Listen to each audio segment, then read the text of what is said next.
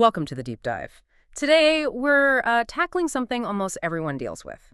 Just the mental weight of keeping the house, basically okay, our mission. We want to take this idea of high impact, minimal effort cleaning and find the real shortcut. We've heard about this system. 5 daily tasks, less than 5 minutes total. Now, as someone who frankly ends up spending like 3 hours scrubbing on a Sunday, I'm skeptical. But hey, I'm ready to be convinced. And the skepticism, that's exactly why this deep dive is so necessary. What we're talking about today, it isn't about getting things perfect, not deep cleaning. It's about building a kind of fortress of maintenance. The goal is really to pinpoint those few tiny non-negotiable actions, the things that stop the mess from snowballing into that, disaster that eats your whole Sunday. Stopping the chaos loop. I like the sound of that. Exactly. We're stopping it before it even gets going. Okay, so it's like preventative triage, not a full-on deep clean. Got it.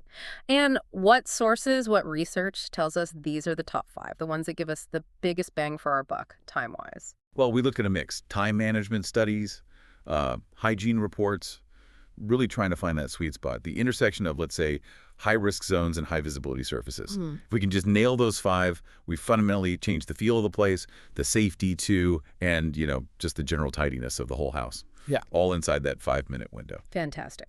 Okay, let's unpack this. Starting where disaster often strikes first, the kitchen. What are the 2 absolute must-dos in there? Right, the kitchen. We absolutely have to start with the main landing strip, the kitchen countertop. If you do only one thing related to food prep, make it this one. Okay, the counter. Why daily? Why is this non-negotiable? I mean, we all know we should wipe it, but why does it need those 30 seconds every single day? Because of what I call the principle of compounding effort, or maybe compounding dirt. Think about it. The countertop is the primary stage for food, grease, spills, moisture, everything. If you leave that little smear of pasta sauce or that splatter of bacon grease until the morning, well, that residue has time to chemically harden. It basically binds itself to the surface. Oh, tell me about it. Cleaning dried, hardened grime takes friction, maybe special chemicals, and yeah, often 5 or 10 minutes of actual scrubbing. That dried oatmeal on granite. Painful. Exactly. So the benefit of that quick swipe, what we can call a critical 30-second window, is you're dealing with soft, soluble messes. Easy stuff. A quick spray, or just a swipe with a damp cloth and maybe a drop of dish soap. That's usually all it takes. Yeah. You interrupt that hardening process right away.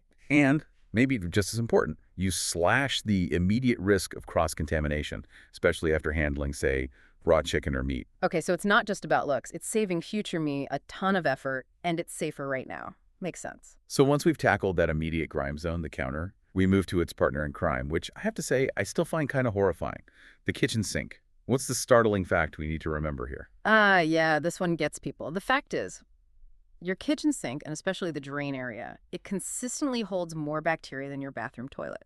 Sorry, more than the toilet. That statistic is genuinely shocking, especially since, we use the sink constantly for dishes, rinsing vegetables. I know it sounds wrong at first, but if you really connect the dots, it makes a kind of gross sense. The toilet basin, it's relatively dry most of the time, and it gets flushed, often with cleaning chemicals.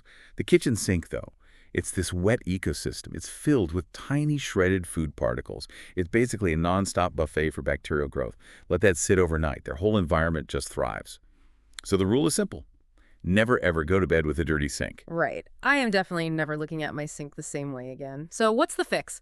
The quick one, the 1-minute strategy. Okay, this is the 60-second focused work task. Oh. It's 3 steps, really. First, get all that visible food stuff down the disposal or into the bin. Just get it out. Second, give the basin itself and maybe the area right around it a fast scrub. A soapy sponge usually does the trick. Third, and this is actually crucial, especially for the visual payoff, take maybe 15 seconds of that minute, and just dry the faucet in the sink rim.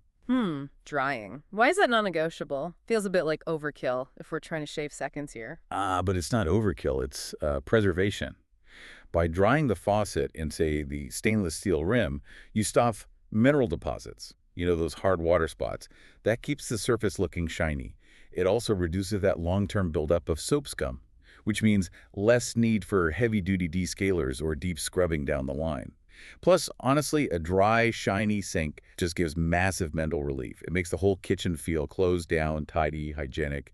It's a big psychological win. Okay, that makes sense. So we've dealt with the biggest hygiene risks in the kitchen zone. Counter, sink, Done. Now we shift gears a bit, right? From immediate prevention to controlling the spread of dirt around the house. Mhm. Task 3, and this is our longest one, is focusing on just one high-traffic floor spot. Exactly. This is the 90-second fix. And the key word there is focus. Why just one spot? Because we're not trying to clean the whole floor every day. That's crazy. We're stopping the spread of the mess at the source. Think about it. Grit, dirt, sand, crumbs, stuff brought in from outside or dropped in the kitchen. Yeah. It doesn't just stay put, does it? No, definitely not. It hitches a ride on socks, shoes, ends up everywhere. Precisely. It tracks into the rest of the house. So if you focus on that one main pathway, maybe the stretch of kitchen floor that gets the most traffic, or the area right by the front doormat, you control it there. Okay, but if I just do that spot, say right in front of the kitchen island, won't I feel kind of guilty ignoring the hallway carpet 10 feet away? That's where the strategy pays off. It feels counterintuitive, maybe. But if you intercept the dirt at those main pinch points, where it's most concentrated, you actually reduce the total amount of soil tracked into the rest of the house by, well, some studies suggest up to 80%. What that means is when you do get around to your bigger weekend vacuum session, it takes way less time because the dirt hasn't been ground deep into all the carpet fibers everywhere else. 80% reduction. That's actually a pretty compelling argument for strategic laziness. I like it. So what's the best tool for this 90-second sprint? Broom, Swiffer, vacuum. Ideally, a lightweight stick vacuum, or even a small handheld one. They're just so quick. Brooms are okay, but they can sometimes kick up fine dust, you know. A modern stick vac is great at grabbing both the bigger stuff, like dropped cereal, and the fine grit, like sand. You spend that 90 seconds just focusing on that pathway. Quick forward and back sweep. That's it. And you've potentially saved yourself 30 minutes of deep cleaning later on. Efficiency maximized. Love it. Okay, let's pivot. The bathroom. That's another room that, well, it often feels messy even when there isn't that much actual dirt, right? Our target here is the bathroom counter and the sink rim. Yes, and this task. It's almost purely about visual perception and maybe reducing cognitive load. Think about the typical signs of bathroom use. Little toothpaste splatters, maybe some soap scum starting near the faucet, a few stray hairs. These aren't necessarily huge hygiene risks, not usually, but they are immediate, powerful visual cues that scream messy room. That is so true. One tiny speck of dried toothpaste and suddenly the whole bathroom just feels unkempt, grimy even. Exactly. So removing that visual clutter instantly removes the feeling of a dirty room. It elevates the perceived tidiness straight away, gives you back that sense of order. And the good news, this is another incredibly fast win. We're calling it the 30-second reset. Okay, 30 seconds. What's the best approach? A specific cleaner. Super simple. Honestly, a paper towel and just a spritz of multi-surface cleaner works fine. Or even easier, keep a container of disposable sanitizing wipes under the sink. Just grab one, wipe down the counter surface, paying a little extra attention right around the faucet and the sink rim where stuff tends to collect. Getting those little toothpaste bits right after they happen. Piece of cake.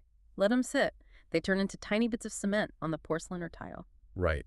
It's that same principle again, isn't it? It is, just like the kitchen counter. Attack the mess while it's still small and still soft. Okay, we are down to the final task. We've saved the smallest one for last, time-wise anyway. But it sounds like this might be the highest yield hygiene fix for the least effort. We're talking about wiping down just one high-touch item. The germ magnet. What's the big picture strategy here? Yeah, this one is tiny but mighty. The goal here is simple. Control germ transfer at the source. Cut it off. It raises an interesting question, doesn't it? We worry constantly about washing our hands, which is great. But what about the things we touch immediately after washing?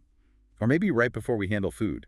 We're targeting those invisible germ highways, the spots that really facilitate rapid transmission of microbes through the home. Okay, so we're looking for the spots where cross-contamination is just most likely to happen, the transfer points. Exactly. And this is the 15-second high-yield fix. Seriously, 15 seconds. And the key is, you only need to choose one of these items to wipe down each day. Rotate them, maybe, or just pick the one that bothers you most. Okay, I see the candidates list here. The refrigerator handle, light switch plates, and the toilet flusher. Let's talk fridge handle first. Why is that one considered worse than, say, my phone? I touch my phone constantly. That's an excellent point, and phones are definitely germy. Yeah. But the difference is, your phone is mostly personal. The refrigerator handle is communal. Everyone touches it. And crucially, think about when it gets touched. It's almost always during the most chaotic time of day meal prep, with messy hands. Sticky hands. You might grab it right after handling raw chicken, or with fingers covered in cooking oil, or when you're quickly putting away leftovers before washing up properly. Ugh, yes, it gets that greasy, sticky film so fast. It does. And that sticky film is, well, it's just a visible, tactile reminder of past mess, isn't it? It traps germs, too. Definitely. What about the light switches? Same principle, really, Yeah. especially the ones in the kitchen and the bathroom. Those get touched frequently, often with hands that aren't perfectly clean. If you just wipe down, say, the main kitchen switch plate, the bathroom one, and the fridge handle over 3 days, you've hit probably the three most active transfer points in the house. And then, of course, the toilet flusher handle. It seems obvious, maybe, but it's surprising how often people forget to include it in a quick daily surface wipe. Yeah, that makes sense. So just a quick hit with a sanitizing wipe, or even just your cleaning spray and a paper towel, and you're done. 15 seconds, max. Hashtag tag take synthesis and takeaways. Okay, that is genuinely powerful. Let's actually total that time up again, just to be sure. We had 30 seconds for the kitchen countertop, 60 seconds for the sink, 90 seconds, the longest one, for that high traffic floor spot, then 30 seconds for the bathroom counter and sink rim, and just 15 seconds for one germ magnet. Adding that, carry the one. Okay, that's 2 minutes and 45 seconds of actual work. Wow. Even if you factor in walking between, say, the kitchen and the bathroom, we are comfortably under that 5-minute promise. And that speed, that minimal time commit, that's the whole point. That's what makes it sustainable. If we zoom out, look at the bigger picture. These 5 actions, they aren't just individual tasks. They're habit breakers, or maybe habit makers. By tackling the kitchen grime daily, hitting that visual clutter in the bathroom, and cutting off those key germ transfer points, you interrupt the compounding effect of the mess. You just don't let it gain critical mass. Yeah, I think maybe the most important takeaway for me isn't even just the time saved on Sunday scrubbing, although that's huge.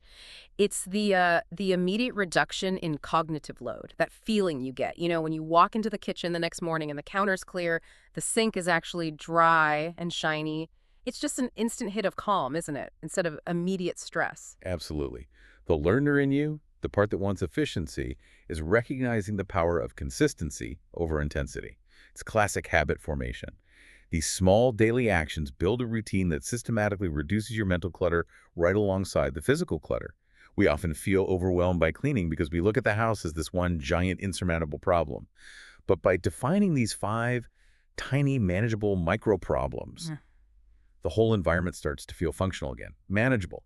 You're essentially trading maybe 3 hours of weekend to spare for 5 minutes of focused, almost effortless effort each day. It really does prove that cleaning, or maybe staying clean, is about strategic maintenance, not brute force marathon effort. It's about being deliberate, just for a few minutes.